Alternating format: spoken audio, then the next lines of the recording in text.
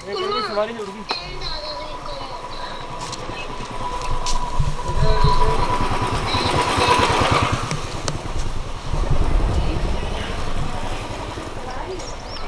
दोस्तों तो देखिए यहाँ जो है ऊँट की सवारी भी होती है, कैमल की सवारी।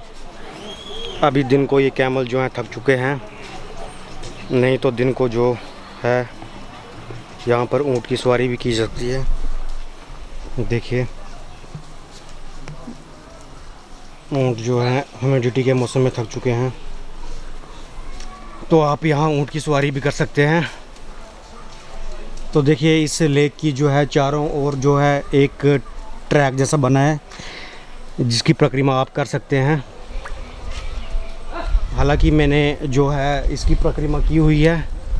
जब मैं आया था अपने दोस्तों के साथ, मैंने बताया कि साइंस कॉलेज की तरफ से भी मैं एक बार पिकनिक पे आया हूँ, और केवी बंदलाब जब मैं पढ़ता था तो शायद से 10th या 11th क्लास में मैं अपने दोस्तों के साथ पिकनिक आया हूँ यहाँ पर। तो तब मैंने अपने दोस्तों के साथ इस पूरी झील की परिक्रमा की हुई है।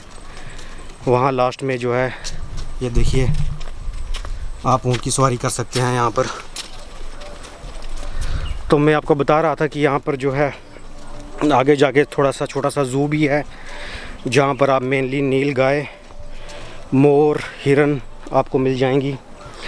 अभी जो है मौसम वो ह्यूमिडिटी का है, तो अभी आपको इतने लोग इस ट्रैक पे चलते हुए नहीं दिखेंगे और परिक्रमा करते हुए नहीं दिखेंगे।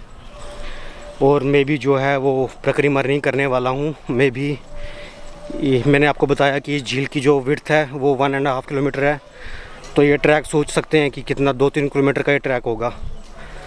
तो मैं भी इस ट्रैक की जो है परिक्रमा आज नहीं करूँगा, थोड़ा आगे तक जाऊँगा, जहाँ तक मेरा मन करेगा वहाँ तक मैं जाऊँगा।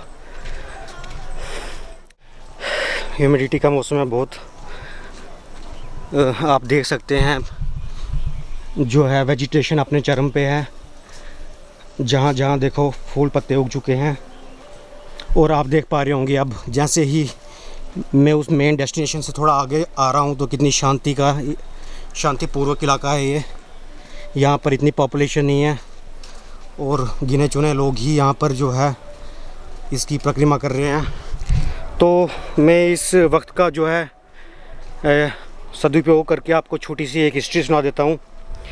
जैसे कि मैंने बताया कि ये एक टूरिस्ट अट्रैक्शन तो है ही, वैसे भी जहाँ लेक होती है वो एक टूरिस्ट अट्रैक्शन बनी जाती है।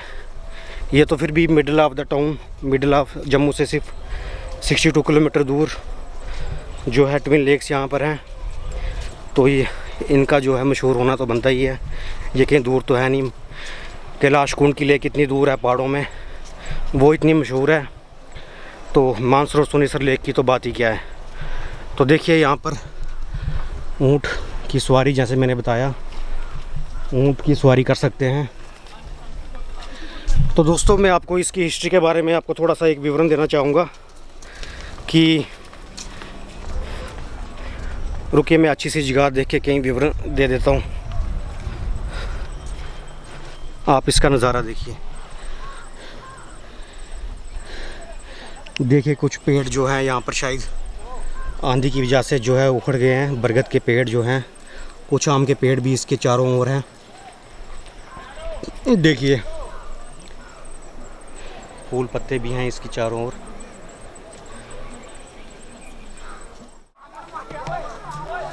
नए विवाहित जोड़े और प्रेमी प्रेमिकाएं यहाँ पर आते हैं। जम्मू में वैसे भी जो है एक अलग सी जगह पाना बहुत मुश्किल है। भद्रवा हिल स्टेशन जो है हमारा इलाका है, वहाँ पर तो रोड साइड आप कहीं भी गाड़ी लगा के या कहीं भी जो है डबड़े में बैठ जाएंगे, आपको वहाँ पर जो है हर एक स्थान जो है टूरिस्ट स्थान मिल जाएगा। लेकिन जम्मू के इलाके में यहाँ पर बहुत कमी है जगहों की। तो यहाँ पर बहुत ही प्रेमी प्रेमिकाएं, नए विवाह जोड़े और गर्लफ्रेंड बॉयफ्रेंड जो हैं यहाँ आते हैं और इस डेस्टिनेशन को अपनी स्मृतियों में हमेशा हमेशा के लिए यादों में बसा डालते हैं। देखिए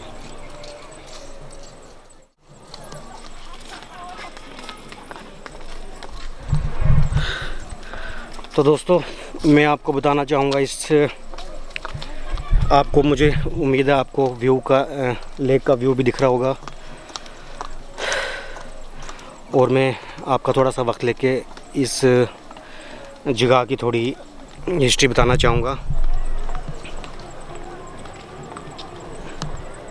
तो एक्चुअली बात ये है कि महाभारत के टाइम पर यहाँ पर जो है अर्जुन के पुत्र बभ्रुवाहन है उनका नाम।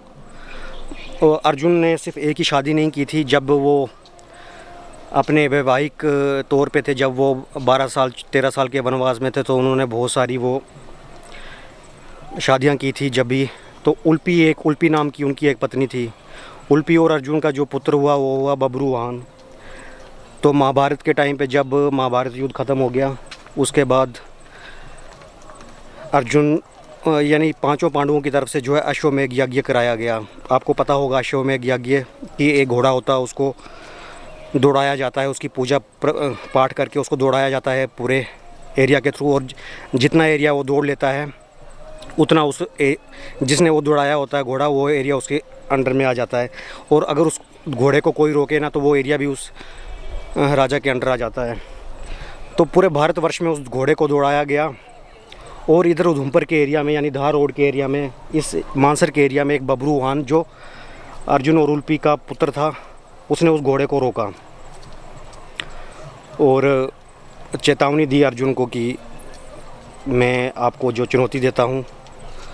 तो अल्टीमेटली जो है बभ्रुवाहन यानी अर्जुन के पुत्र, और अर्जुन के पुत्र बभ्रुवाहन को एक्चुअली पता नहीं था कि मेरे पिताश्री अर्जुन जी ने ही ये अश्वमेध यज्ञ कराया है। तो मैं दोस्तों बताना चाहता हूँ आपको कि फिर अल्टीमेटली फ़ाइट हुई, बभ्रुवाहन और अर्जुन के बीच में फ़ाइट हुई। और बभ्रुवाहन ने जो है माइटी अर्जुन को जो है हरा दिया और उनका वध कर दिया। मान्यता के अनुसार जो है बभ्रुवाहन ने अर्जुन का धड़ जो है शीश से अलग कर दिया और बड़े हर्षोल्लास से वो उनका जो सिर लेके अपनी मम्मी के पास गए, यानी श्री माता उल्पी के पास गए। और उन्होंने कहा कि देखिए माता जी, मैंने आज युद्ध में परास्त कर दिया एक योद्धा को। और उल्पी जो अर्जुन की पत्नी थी, जब उसने देखा कि ये तो मेरा ही पति है, इसने अपने पापा का ही सर जो है लाया है, तो उल्पी बहुत गुस्सा हुई और विचलित हो गई। और उसने कहा, अपने पुत्र को आदेश दिया कि कुछ भी हो जाए, ये तुम्हारे पिता हैं, इनको दोबारा ज़िंदा करो, वरना मैं तुम्हें कभी क्षमा नहीं करूँगी। तो बभ्रुवाहन को जब ये ज्ञात हुआ कि मैंने अपने पिता की ही हत्या कर दी है, तो बभ्रुवाहन ने कसम खाई कि मैं अपने पिताश्री को ज़िंदा करूँगा, ये घोर पाप जो है इससे मैं मुक्त होना चाहता हूँ। तो उल्पी ने उनको रास्ता बताया कि अर्जुन को ज़िंदा करने का एक ही रास्ता है कि शेषनाग की मणि जो है वो उसी के थ्रू जो है अर्जुन को ज़िंदा कर सकते हैं। शेषनाग आपको पता है कि जितने भी सर्प हैं उनके सबसे बड़े भाई, और जो दूसरे नंबर पे हैं वासुकी नाग जी जो भद्रवा के राजा हैं, जिनके बारे में आपको बता चुका हूँ। शेषनाग के सर पे जो है फन पे जो है धरती टिकी हुई है, तो उनके बारे में मैं आपको बता चुका हूँ। तो अल्टीमेटली वो पाताल लोक में रहते हैं और विष्णु भगवान उन पे जो है विराजमान होते हैं। तो जो मैंने पहले आपको लेक दिखाई, सुरिनसर लेक, वहाँ पर जो मान्यता है कि बभ्रुवाहन ने वहाँ पर जो तीर चलाया, और जैसे कि आप नाम सुन सकते हैं सुरिनसर, तो उसका नाम एक्चुअली था सुरंग होती है, हिंदी में सुरंग कहते हैं कि जो भी एक छोटी सी संकरी सी जो रास्ता होता है, तो उसको सुरंग सर बोलते थे पहले। सुरंग सर यानी तीर चलाया, वो पाताल लोक तक उस तीर ने रास्ता बना दिया। तो पाताल लोक तक जब वो रास्ता गया, तो बभ्रुवाहन ने उस रास्ते के थ्रू जो है शेषनाग तक पहुँचे वो पाताल लोक में। और शेषनाग से भी उनकी बहुत ही खतरनाक बैटल रही, और अल्टीमेटली बभ्रुवाहन इतने ख़तरनाक योद्धा थे कि उन्होंने शेषनाग को गिरा दिया और उनकी मणि ले आए। अब उनको वापस आना था, तो उन्होंने फिर से जो है पाताल लोक में एक बांध छोड़ा, और बांध से फिर से ऊपर धरती लोक तक के लिए रास्ता बन गया। तो वो है मानसर लेक। सुरिनसर जो है सुरिनसर से उन्होंने नीचे के लिए रास्ता बनाया और मानसर के लिए ऊपर से रास्ता बनाया। तो ये ट्विन लेक्स हैं। अभी भी माना जाता है कि इन दोनों के बीच में जो है, इन दोनों लेक्स के बीच में जो है अंडरग्राउंड रास्ता है। तो अल्टीमेटली फिर जो बभ्रुवाहन थे वो इस मानसर लेक के थ्रू बाहर आ गए, और उन्होंने मणि के थ्रू अपने पिता श्री अर्जुन को ज़िंदा किया। और फिर से जो है उल्पी उनकी माता खुश हो गई। तो ये छोटी सी हिस्ट्री थी जो है इन दोनों लेक्स के बारे में। तो मैंने आपको बताया कि ये रिलीजियस अट्रैक्शन तो है ही, टूरिस्ट अट्रैक्शन तो है ही, लेकिन रिलीजियस अट्रैक्शन भी है। तो इस लेक के आसपास जो है वो शेषनाग के बहुत सारे मंदिर हैं। तो ये एक छोटी सी हिस्ट्री थी, आप इसको गूगल पे भी सर्च कर सकते हैं। आप बहुत विस्तार में जो है आपको इस हिस्ट्री के बारे में पता चलेगा। फ़िलहाल मुझे मेरे पिताश्री का फ़ोन आ रहा है, तो अब शायद घर जाने का आदेश हो रहा है, तो मैं उनसे बात कर लेता हूँ। तो आप देखिए नज़ारा मानसर लेक का।